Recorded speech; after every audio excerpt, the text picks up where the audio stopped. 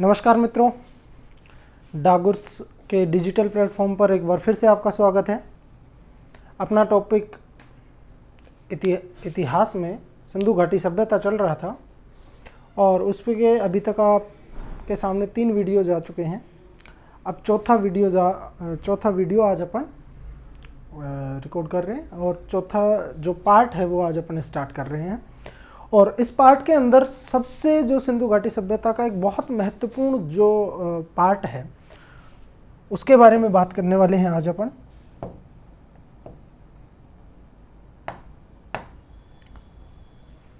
Topic अपना वही सिंधु घाटी सभ्यता, और इसमें आज का जो अपना पार्ट है, आज जो अपन पढ़ने वाले हैं वो सिंधु घाटी सभ्यता का नगर नियोजन पढ़ेंगे। आज क्या पढ़ेंगे अपन? नगर नियोजन। तो देखिए, नगर नियोजन को समझने के लिए मैं सिंधु घाटी सभ्यता के 3-4 पॉइंट आपको बताना चाहूँगा। जैसे सबसे पहले नगर नियोजन आ रहा है तो ये बात बिल्कुल दिमाग में क्लियर हो जाए कि पूरी की पूरी सभ्यता नगरीय सभ्यता थी। अब यहाँ पर नगर नियोजन थोड़ा सा, तो देखिए मित्रों, इन लोगों ने जो नगर बसाए उन नगरों को मुख्य रूप से 2 भागों में बांटा। यानी जो नगर होता था उस नगर के 2 भाग हुआ करते थे। जैसे अपन ऐसे समझें इसको,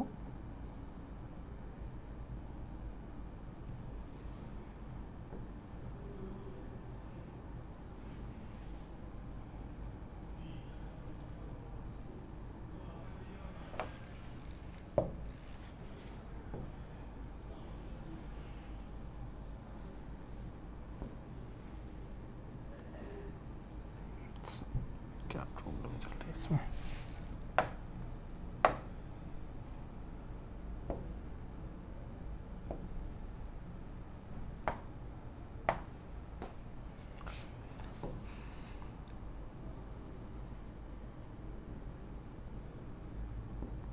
ऐसे भी समझ में आ जाएगा। यानी नगर के इन लोगों के द्वारा 2 भाग बनाए गए थे। एक भाग पूर्व दिशा में था और दूसरा भाग पश्चिमी दिशा में।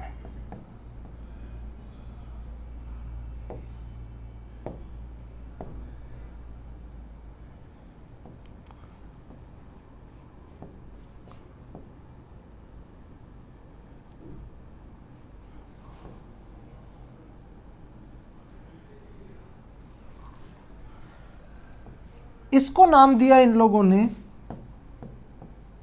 पूर्वी टीला, यानी हमने बाद में जब खुदाई के बाद देखा, और इसको नाम दिया हमने पश्चिमी टीला। अब देखिए मित्रों, दोनों में एक असमानता ये है कि एक भाग थोड़ा ऊंचाई पर है और एक भाग थोड़ा नीचा है। यानी इस भाग को थोड़ा ऊंचाई पर बनाया गया था और इस भाग के चारों तरफ एक सुरक्षा दीवार का निर्माण कर दिया गया था। और सुरक्षा दीवार का निर्माण करते ही इसको कहा हमने कि ये जो भाग था ये दुर्गीकृत भाग था, और दुर्गीकृत भाग होने के कारण इसी टीले को नाम दिया गया दुर्ग टीला। क्या नाम दिया गया? दुर्ग टीला। दूसरा भाग पूर्वी टीला जो था, इसमें आमनगर, भाई नगरीय संस्कृति थी, ये तो दुर्ग हो गया और ये आमनगर, तो इस वजह से इसको नाम दिया गया नगर टीला। अब बात करेंगे सब इनमें रहते कौन थे। तो यहां पर इस टीले के अंदर जो निवास करने वाले लोग थे उनके आवास छोटे थे,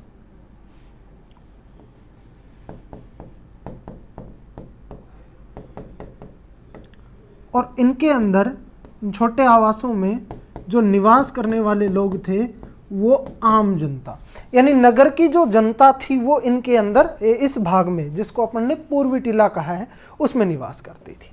अब दुर्ग टीले के अंदर हम विचार लगा सकते हैं कि कौन रह सकता है।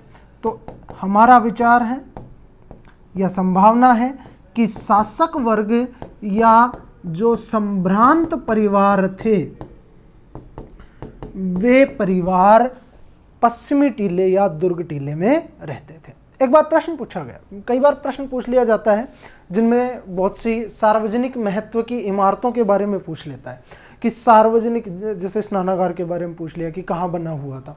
तो इम्पोर्टेंट पॉइंट अपने को ये याद रखना है कि जितनी भी महत्वपूर्ण सार्वजनिक महत्व की इमारतें थी वो सारी की सारी कौन से टीले में थी? दुर्ग टीले में या पश्चिमी टीले में। क्लियर मित्रों? अच्छा, ये बात समझ में बैठ गई होगी आप लोगों को। जैसे अन्नागार हुआ, एक बार प्रश्न आया कि हड़प्पा में अन्नागार कहाँ बना हुआ था, तो वो भी कौन से में? इसी टीले में।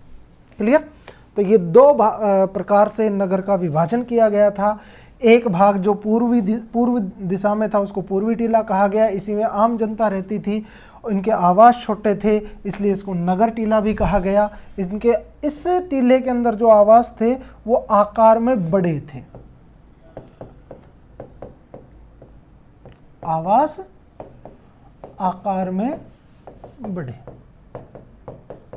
आज भी आप अंदाज लगा सकते हो भाई, एक आम व्यक्ति का, एक मध्यम वर्गीय परिवार के जो घर होता है वो छोटा होता है, जबकि जो संभ्रांत परिवार वाले लोग रहते हैं वो बड़ा घर बनाते हैं। जैसे सरपंच जी की कोठी देख लो गांव में, वो बड़ी सी मिलेगी, और एक आम आदमी का मकान घर के अंदर, गांव के अंदर छोटा मकान मिलता है। तो इस प्रकार से इसको अपन ने दो भागों में विभाजित किया। ये इन लोगों का नगर नियोजन था। क्लियर? वापस से आ रहा हूं कि सामान्यतः जो नगर होता था उसके दो भाग होते थे, एक पूर्वी टीला, दूसरा पश्चिमी टीला। इसमें आम जनता, इसमें संभ्रांत परिवार, और सार्वजनिक महत्व की इमारतें जितनी भी थी वो सारी की सारी कौन से टीले में? पश्चिमी टीले में। इस पश्चिमी टीले को चारों तरफ से दुर्गीकृत किया गया था, यानी इसके चारों तरफ एक सुरक्षा दीवार का निर्माण किया गया था ताकि ये लोग यहाँ पर रहने वाले लोग बिल्कुल सुरक्षित रहें। क्लियर है मित्रों? अगला, अब इससे कुछ पॉइंट और आ जाते हैं। जैसे कुछ मैंने अभी एक बात कही कि पूरी की पूरी सभ्यता में नगर को मुख्य रूप से दो भागों में बांटा गया था। उनमें जो पश्चिमी टीला था वो दुर्गीकृत था, लेकिन कुछ इसके अपवाद भी हैं और इन अपवादों से प्रश्न बन जाता है। जैसे एक अपन बात करते हैं कालीबंगा। हालांकि कालीबंगा दीनहीन बस्ती थी, लेकिन यहां पर जो दो भाग थे वो दोनों भाग हमें दुर्गीकृत मिले हैं, यानी दोनों भागों के चारों तरफ सुरक्षा दीवार मिली है। तो दोनों भाग दुर्गीकृत कहां से मिले? कालीबंगा से। दूसरा, जैसे और एक उदाहरण है हमारे सामने, चन्हूदड़ो और लोथल। चन्हूदड़ो व लोथल,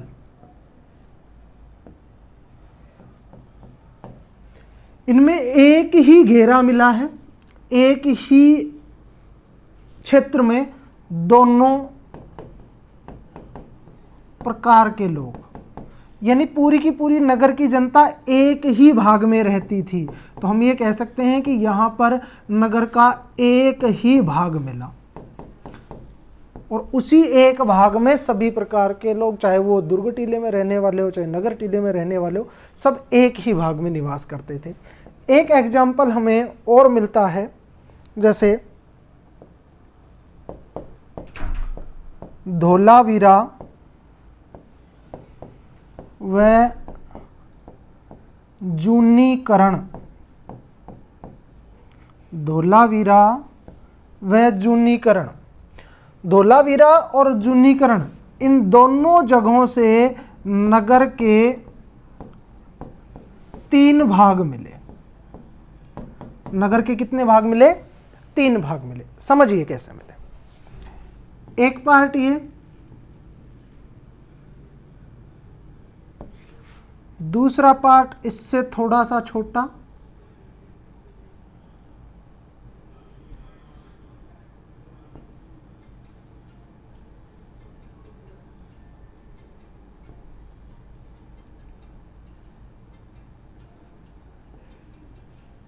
समझ जाएंगे आप, और तीसरा पार्ट इससे भी छोटा।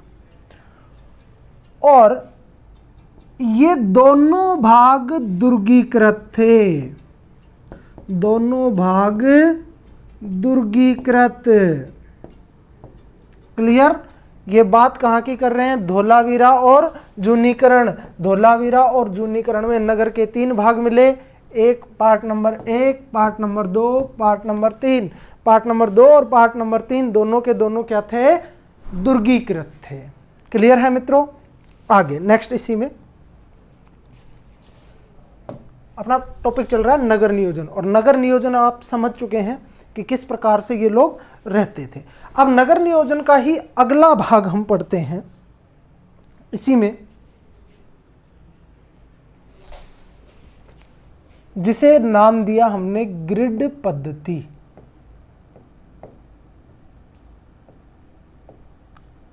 आज ये नगर नियोजन का जो टॉपिक है, ये सिंधु घाटी सभ्यता का सबसे महत्वपूर्ण टॉपिक है, जो अन्य विदेशी सभ्यताओं से इसको अलग करती है। यानी इन लोगों का नगर नियोजन, इन लोगों को रहने का तरीका, वो सारा का सारा इसमें अपन डिस्कस कर रहे हैं। जैसे मैंने कहा ग्रिड पद्धति। ग्रिड पद्धति के अन्य नाम भी मिलते हैं, जिसे हम कहते हैं जाल पद्धति। इसका अन्य नाम ऑक्सफोर्ड सर्कस चैनल या चेस बोर्ड सिस्टम,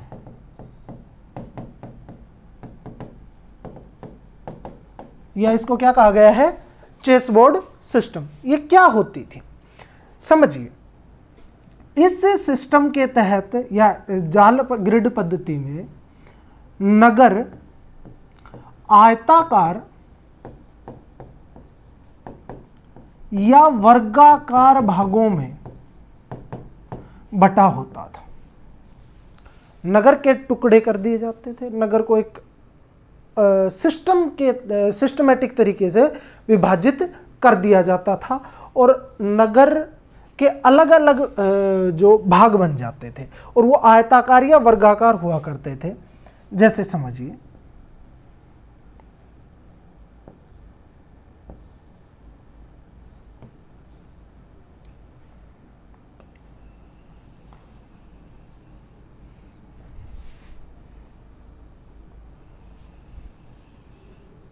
ये मान लीजिए मुख्य सड़क थी।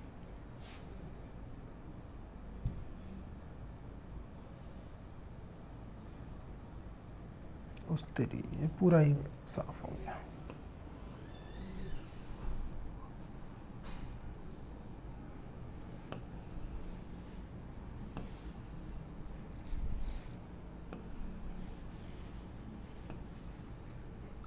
ये मुख्य सड़क,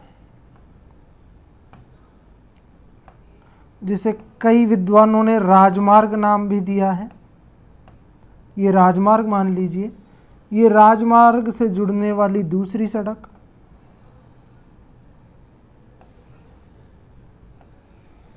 जो नगर के अंदर जा रही थी। अब मान लीजिए यहां से अन्य सड़क अंदर। अब इन लोगों ने क्या किया, फिर नगर को अन्य और टुकड़ों में बांट दिया और अपने आवास यहां निर्मित किए। यहां पर इन्होंने घर बनाए।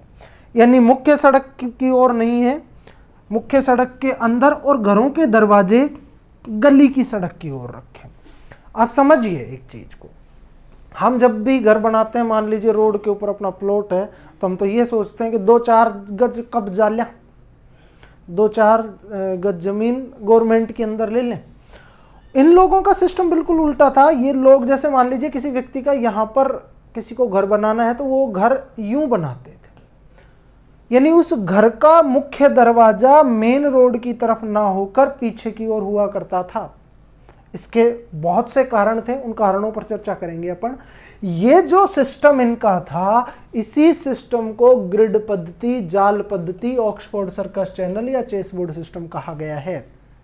यानी नगर के आयताकार टुकड़े, सभी सड़कें एक दूसरे को 90 डिग्री यानी समकोण पर काटती हुई और उनके सहारे सहारे जल निकासी हेतु नालियों का निर्माण कर दिया जाता था। यही सिस्टम इस सभ्यता को अन्य सभ्यताओं से श्रेष्ठ सभ्यता बना। क्लियर है मित्रों? अब देखिए कारण क्या था कि ये लोग ऐसा क्यों करते थे। इसके पीछे 2-3 कारण थे। पहला सबसे बड़ा कारण सुरक्षा। मान लीजिए रोड के ऊपर मकान बना लिया, मेन रोड के ऊपर घर बना दिया और उसका गेट रख दिया, कोई भी चोर आया डायरेक्ट एंट्री कर गया, जबकि पीछे से है तो चोर को भी सोचना पड़ेगा। दूसरा, कोई छोटा बच्चा है घर के अंदर, वो खेलता खेलता रोड के ऊपर चला गया, आ गया उधर से ट्रक, और उस समय के ट्रक भी बैलगाड़ियाँ, अब वो ट्रक पे डिपेंड करता था, वो रुके कि ना रुके उसकी मर्जी पे डिपेंड करता था, तो उनसे भी सुरक्षा। दूसरी,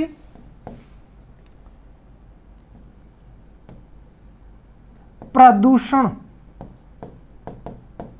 से सुरक्षा, एक ये भी इसका कारण था। तीसरा, बाहरी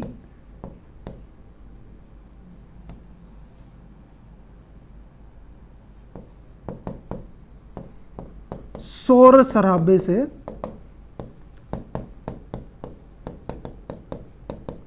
बचाव। ये कुछ प्रमुख कारण थे। इन्हीं कारणों से ये लोग अपने घरों का दरवाजा मुख्य सड़क की ओर ना रखकर अंदर की ओर रखा करते थे। ध्यान रहे, ये जाल पद्धति, ग्रिड पद्धति, ऑक्सफोर्ड सर्कस चैनल सबसे महत्वपूर्ण पक्ष है सभ्यता का। और इस ग्रिड पद्धति का सबसे श्रेष्ठ, जिसको सर्वश्रेष्ठ कहते हैं, सर्वश्रेष्ठ उदाहरण मिलता है मोहनजोदड़ो से। हमने बात की थी कि मोहनजोदड़ो इस सभ्यता का सबसे विकसित और सबसे विस्तृत नगर था। उसी में इस ग्रिड पद्धति का सबसे श्रेष्ठ उदाहरण मिलता है। कहां पर? मोहनजोदड़ो। अच्छा, एक बार प्रश्न पूछा गया कि सिंधु घाटी सभ्यता में राजमार्ग के साक्ष्य कहां से प्राप्त होते हैं? तो राजमार्ग के साक्ष्य भी कहां से प्राप्त होते हैं? मोहनजोदड़ो से। और जो ये राजमार्ग होता था, इस राजमार्ग की जो चौड़ाई थी वो लगभग 34 फीट थी। और ये राजमार्ग कहां से मिला? मोहनजोदड़ो से। तो मित्रों याद रखना, ऐसे फैक्ट आजकल एग्जाम में पूछ लेता है, हालांकि ये तो बहुत बार पूछ चुका।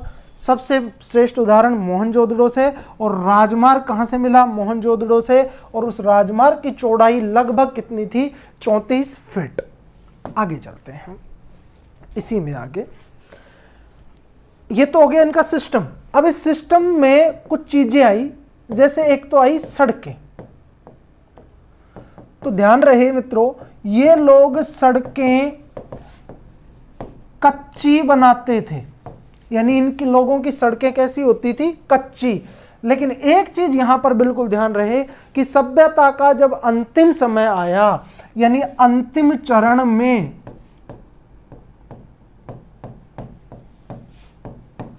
पक्की करने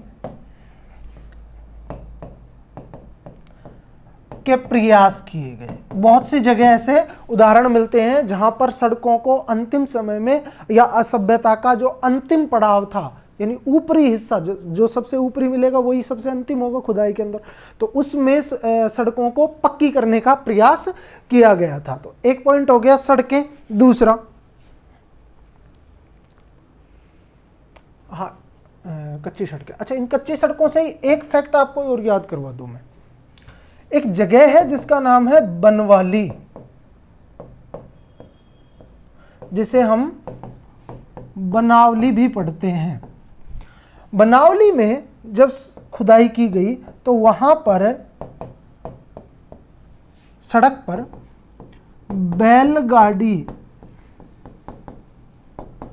के पहियों के निशान मिले। ये प्रश्न भी इंपॉर्टेंट हो गया कि सड़क पर बैलगाड़ी के पहियों के निशान किस स्थान से प्राप्त हुए हैं।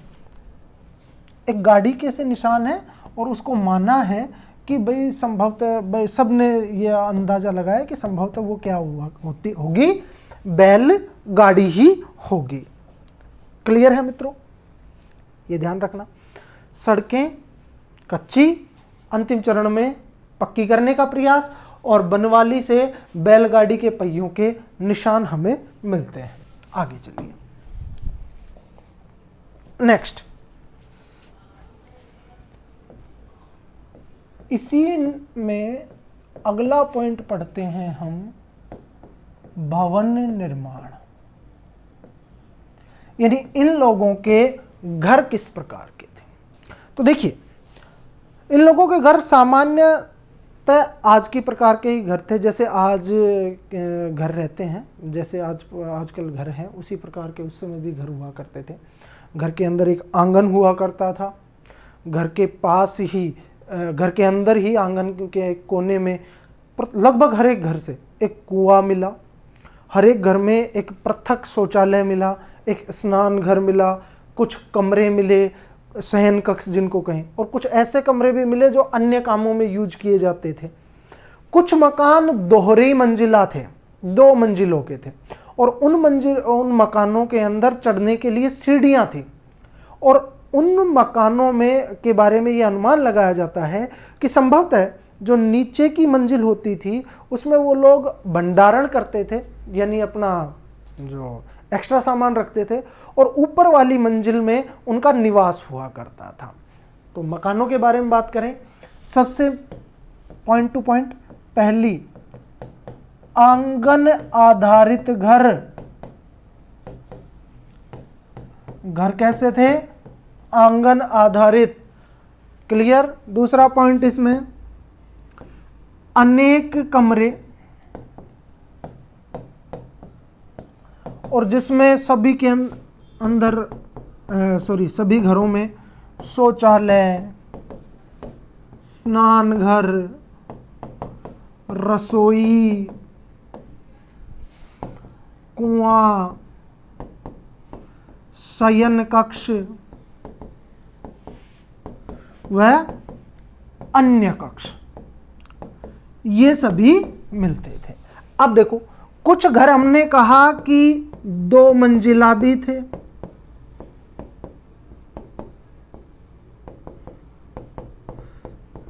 यानी 2 मंजिला आवास भी थे। अब 2 मंजिला आवास में ये लोग क्या किया करते थे, जो निचली मंजिल थी उस पर तो करते थे भंडारण, और ऊपरी मंजिल में करते थे निवास। क्लियर मित्रों। घरों का ये सिस्टम था जो अमूमन आज भी सेम सिस्टम है हमारे भारत में। जो कस्बों में चले जाइए आप, कस्बों के अंदर इसी प्रकार के घर सब जगह मिल जाएंगे। क्लियर। अगला पॉइंट इसी के अंदर, यहीं पर लिख देता हूं मैं, एक सीढ़ियों वाला पॉइंट अभी आपको और बताया था मैंने। हाँ, अब सीढ़ियों की जरूरत कहां पड़ेगी? जहां पर 2 मंजिला होंगे, तो सीढ़ियां भी थी। अब सीढ़ियां जो थी इनकी वो सकरी हुआ करती थी, यानी ज्यादा चौड़ी सीढ़ियां नहीं, सकरी सीढ़ियां, और ऊंची ऊंची हुआ करती थी। इससे एक भी और आइडिया भी लगाया गया कि संभवतः ये इन लोगों की हाइट बहुत अच्छी होती थी, और हाइट ज़्यादा तो पैर भी लंबे लंबे लंबे और लंबे लंबे पैर रहते, तो इन्होंने ऊंची ऊंची सीढ़ियां बनाई जिनको चढ़ने में इन्हें कोई किसी भी प्रकार की कोई दिक्कत नहीं होती थी। क्लियर? नेक्स्ट, अभी अपन ने बात की आवास की, अपन बात कर रहे हैं मुख्य द्वार जो होता था वो मुख्य सड़क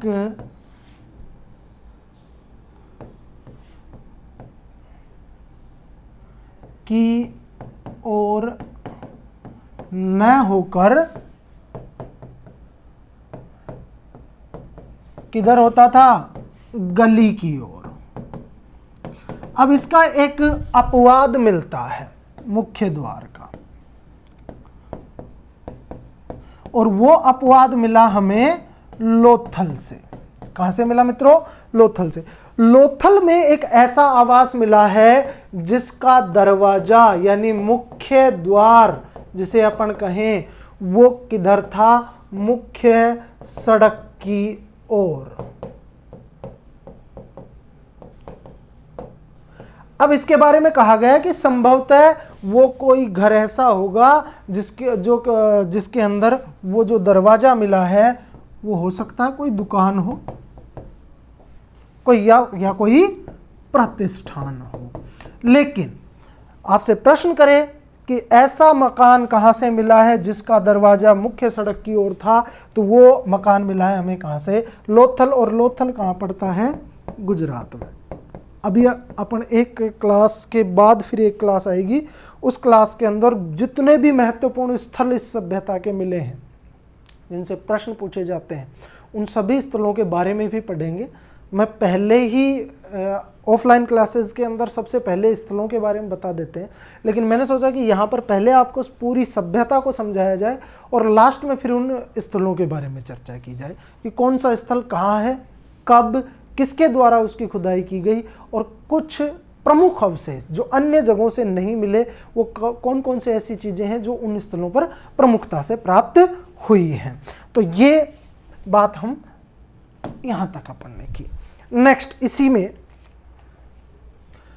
अब बात करते हैं, आवास में ही चल रहे हैं। आवासों का जो निर्माण था वो निर्माण होता था ईंटों से, और मुख्यतया ईंटें कैसी होती थी? पक्की। देखो ईंटें दो प्रकार की होती हैं भैया, मिट्टी के से बना दी ईंट को और धूप में सुखा दी, ईंट रह गई कच्ची। ईंट को बनाने के बाद में भट्टे में पका दी, आग से पका दी, ईंट हो गई पक्की। तो इनके आवास कैसी ईंटों के थे? पक्की ईंटों के, जैसी वर्तमान में ईंटें पाई जाती हैं। एक चीज। दूसरी, अब पहले ईंटों को ही क्लियर कर लेते हैं अपन, क्योंकि ये लोग ईंटों का व्यापार भी करते थे, तो ईंटों के बारे में जानकारी हमें को रखनी चाहिए। तो ईंटें जो थी वो मुख्य रूप से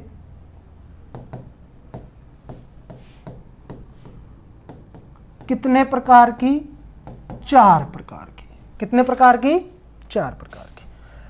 अब कौन कौन सी? नंबर 1, आयताकार ईंट। देखिए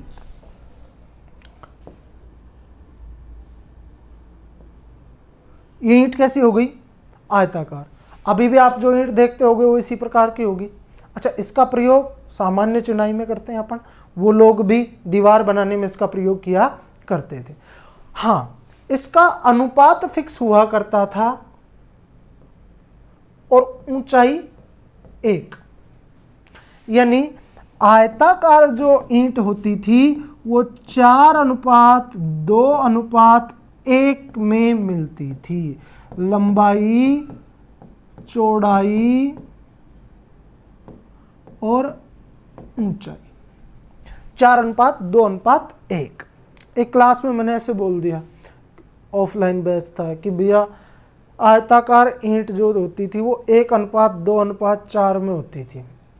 एक बालक ने कहा नहीं गुरुजी मैंने तो ये पढ़ा है 4:2:1। तो बेटा बात एक ही है, ऊंचाई चौड़ाई लंबाई बोल दीजिए, चाहे लंबाई चौड़ाई ऊंचाई बोल दीजिए। दूसरे प्रकार की जो ईंट थी उनको कहा गया एल आकार की ईंटें। दूसरे प्रकार की कौन सी ईंट हो गई? एल आकार की। किस प्रकार की? ये ईंट। इसको यूं भी बना सकते हैं, इसको यूं भी बना सकते हैं। तो देखिए ये ईंट ये इस प्रकार की हुई। इसका प्रयोग आप सीधा सा दिमाग लगाइए, घर के कॉर्नर पे जाइए, जो घर में अपना जो कॉर्नर है, कॉर्नर की आकृति इसी प्रकार की बनती है, यूं। अब देखिए आजकल के घरों में तो क्या कॉर्नर के अंदर पिलर मिलता है अपने को, तो फटने का डर नहीं रहता। कुछ समय पहले, आज से 10-15 साल पहले जब घर बनाए जाते थे, तो जब कॉर्नर बनाया जाता था तो उसके अंदर जो आपने देखा होगा पतले पतले पत्थर दे दिए जाते थे, कातड़ा जिनको बोलते हैं अपनी राजस्थानी भाषा में। एक कातड़ा इधर से, एक कातड़ा इधर से दे दिया जाता था, ताकि भूकंप जैसी स्थिति में वो कॉर्नर फटे ना। ये लोग भी बड़े दिमाग वाले थे। आज भी हम नहीं बना पाए थे ऐसी ईंटें अभी तक भी, और इन लोगों ने ऐसी ईंट बना ली थी कि भूकंप आदि से रक्षा हो, भूकंप रोधी काम करे भवन, इसलिए कोनों में ऐसी ईंटों का प्रयोग ये लोग किया करते थे। तो एल आकार की ईंटों का प्रयोग कहां पर? कोनों में। तीसरे प्रकार की जो ईंट हुआ करती थी उसको कहा गया टी शेप्ड ईंट या टी आकार की ईंट। इसको चाहे यूं बना दीजिए, चाहे इसको यूं बना दीजिए, और थोड़ा और अच्छा बनाए तो यूं बना दीजिए, ऐसी ईंट है। अब देखिए टी आकार की ईंट, ये टी हो गई, ये यूं लग सकती है, यानी इनका प्रयोग ये लोग किया करते थे सीढ़ियों में। कहां पे किया करते थे? सीढ़ियों में।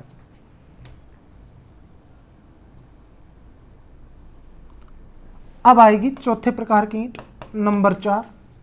चौथे प्रकार की ईंटों को कहा गया है वक्राकार ईंटें। कैसी ईंटें? वक्राकार ईंटें। और वक्राकार, अब इसको समझिए, वक्र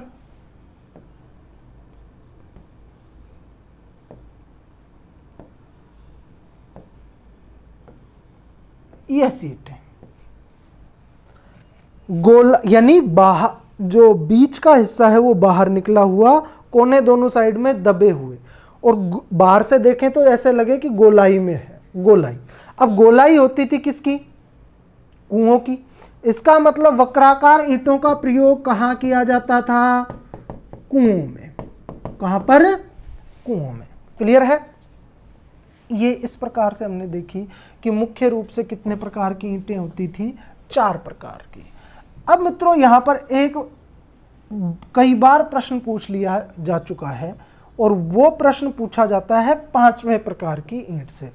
और राजस्थान के एग्जाम, राजस्थान के सिलेबस में जो राजस्थान, जहाँ पर राजस्थान का इतिहास है, वहाँ पर राजस्थान की प्रमुख सभ्यताएं भी हैं, और उन सभ्यताओं में एक सभ्यता का जो पहली सभ्यता पढ़ते हैं अपन अमूमन, पहले सबसे पहले उसी को पढ़ते हैं, कालीबंगा को। और कालीबंगा इसी सभ्यता का एक भाग था, और वहाँ से 5वें प्रकार की ईंट मिली हैं।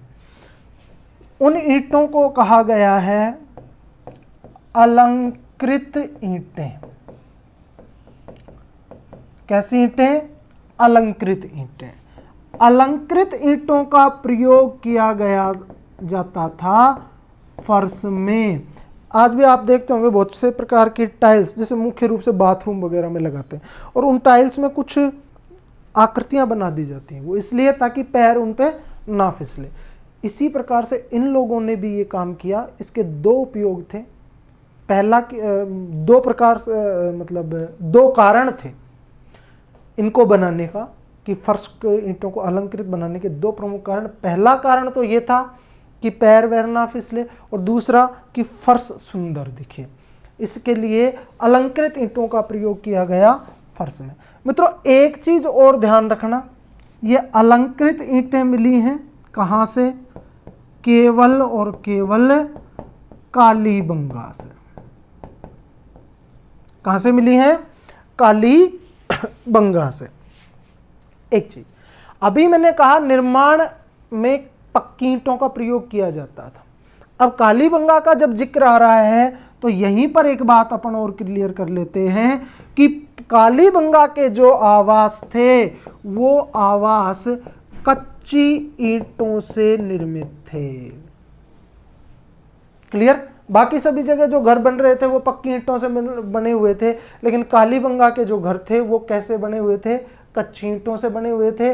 लेकिन कालीबंगा में 5वें प्रकार की ईंट का प्रयोग किया जाता था, जिसका प्रयोग फर्श में होता था, और वो ईंटें क्या कहलाती थी? अलंकृत ईंटें। क्लियर है मित्रों? नेक्स्ट इसी में आगे चलते हैं। नगर नियोजन में ही एक पार्ट और है, इसका एक भाग और है, जिसको हमने कहा जल निकासी व्यवस्था।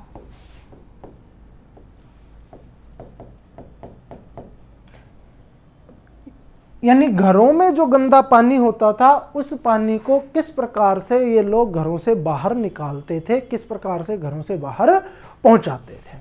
तो देखिए हमने जब अभी ग्रिड पद्धति देखी थी वहां पर एक बात की थी कि सड़कों के किनारे नालियां बना दी जाती थी, और वो नालियां किस प्रकार से बनाई जाती थी?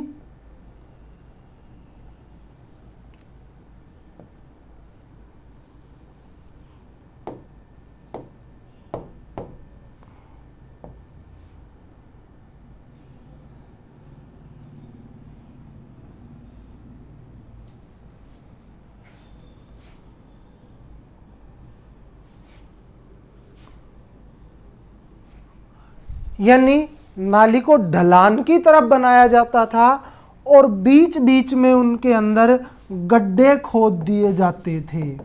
ये गड्ढे कहलाते थे सोख्ता गड्ढे। क्या कहलाते थे?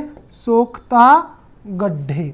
यानी मान लीजिए यहां से पानी बह कर आया, वो जाएगा उधर, और उस पानी के साथ में कुछ कचरा भी आ रहा है, और वो कचरा यहीं पर जमा रुक जाएगा, इस गड्ढे में भर जाएगा, और पानी सीधा बहता हुआ आगे चला जाएगा। मान लीजिए इन घरों से कोई कचरा आया, अब वो आगे जा रहा है, तो वो कचरा पूरा का पूरा इन गड्ढों में जमा, पानी। यानी ये सोख्ता गड्ढे क्यों बनाए गए थे?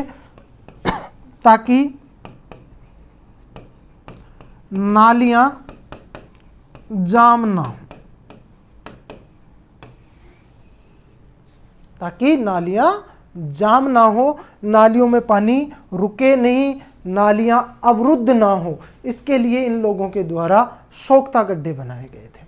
अब इन नालियों की एक कमी भी बताई गई है, जल निकासी व्यवस्था की एक कमी भी है। वो कमी क्या थी कि कई बार ये जो नालियां थी ये कुओं से मिल जाती थी।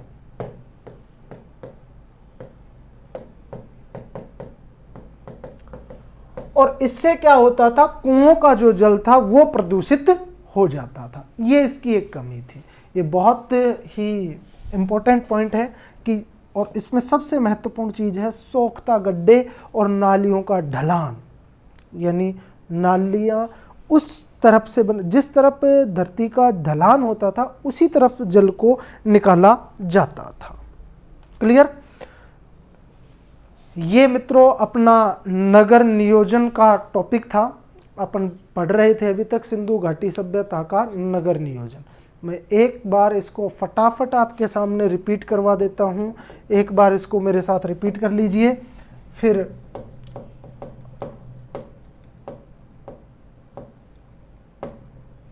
हाँ, मैं पूरा का पूरा टॉपिक, पूरा का पूरा पॉइंट एक बार रिवाइज करवा देता हूँ आपको। मैंने कहा सिंधु घाटी सभ्यता का नगर नियोजन, और नगर के कितने भाग मिलते हैं? 2। नगर के कितने भाग मिले? 2 भाग मिले, और 2 भागों में एक कहलाया पूर्वी टीला, जिसको नगर टीला भी कहा गया। इसमें आवास छोटे थे। अच्छा मित्रों, एक अपन ने पढ़ा था पिछले वीडियो में, पिछली क्लास में अपन ने एक बात की थी कि हड़प्पा से सबसे बड़ा कब्रिस्तान मिला, और कब्रिस्तान का जो नाम था वो आपने पढ़ा था R37। वो R37 कब्रिस्तान इस हिस्से से मिला था। कौन से टीले के? नगर टीले के दक्षिण पूर्वी भाग से, यानी यहां से वो R37 कब्रिस्तान मिला था। क्लियर? आवास छोटे होते थे और इसमें आम जनता निवास करती थी। दूसरी तरफ जो दूसरा टीला था, इसको कहा गया पश्चिमी टीला, और इसके चारों तरफ सुरक्षा दीवार होने के कारण इसको कहा गया दुर्ग टीला। इसमें शासक वर्ग या संभ्रांत परिवार निवास करता होगा, ऐसी संभावनाएं हैं। दूसरा, इसके अंदर जो आवास थे वो आवास आकार में बड़े थे और इधर के आवास छोटे थे। सबसे इंपॉर्टेंट प्रश्न बनता है, जितनी भी सार्वजनिक महत्व की इमारतें थी, अन्नागार ले लो, स्नानागार ले लो, सभी की सभी वो कौन से भाग में हुआ करती थी? वो पश्चिमी टीले में हुआ करती थी। नेक्स्ट, अब इसके कुछ अपवाद। कालीबंगा में दोनों भाग दुर्गीकृत मिले। अपन ने पढ़ा कि 2 भाग होते थे जिनमें से एक दुर्गीकृत होता था, लेकिन कालीबंगा के दोनों भाग दुर्गीकृत हैं। चन्हूदड़ो और लोथल में एक ही भाग मिला है, एक ही हिस्से में सब एक साथ ही रहते थे। धोलावीरा और जूनीकरण में नगर के 3 भाग मिलते हैं, 1, 2, 3, और जिसमें नंबर 2 और नंबर 3 यानी मध्य और पश्चिमी, मध्य भाग और पश्चिमी भाग, ये दोनों दुर्गीकृत मिले हैं। अब यहां पर एक बात बता दूं, ये क्यों किया गया था। अपन धोलावीरा का उदाहरण लेते हैं कि धोलावीरा 1998 से पहले इस सभ्यता का भारत में खोजा गया सबसे बड़ा स्थल माना गया था। हालांकि बाद में राखीगढ़ी को कहा गया। तो बड़ा स्थल था, इसका मतलब पॉपुलेशन ज्यादा होने के कारण शासक वर्ग को कुछ ऐसे लोगों की भी आवश्यकता होती थी जो शासन संचालन में उनकी मदद करे।